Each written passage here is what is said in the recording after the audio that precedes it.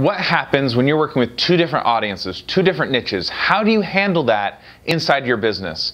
That's what we're going to talk about today on the Action Chat. I'm Craig Severinsen, and this is the show where we come together every day to talk about building a wildly successful business. And the business I'm focused on is yours. So make sure you like, make sure you comment, and please hit that subscribe button if you haven't done it. So what happens if you have a product or service that serves two different industries, two different niches, two different audiences?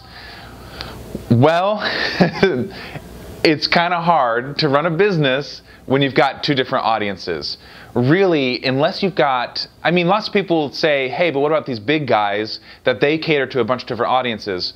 Well, okay, are you a big guy? Do you have deep pockets where you can pay for two different teams to run two different marketing campaigns, two different sales functions, two different, technically almost two different businesses inside your one business? If the answer is yes, then by all means go after two different markets. But if the answer is no, then you've got to choose. At least for now, you just got to put one on hold for a little bit. The first thing you want to do is say, hey, which one is the lowest hanging fruit? Which one can I get results with and build a baseline for my business as quickly as possible?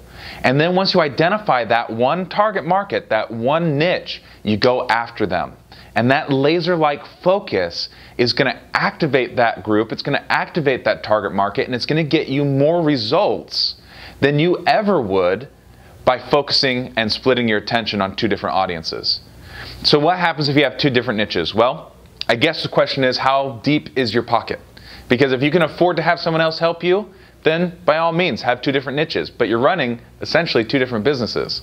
But if you're like most people, you want to focus on one niche, the lowest hanging fruit, and that's where you're going to get success. That's where you're going to make money. That's where you're going to land clients. Okay, till next time, go take some fast, focused, imperfect action. I'm Craig Severinsen, and this was the Action Chat.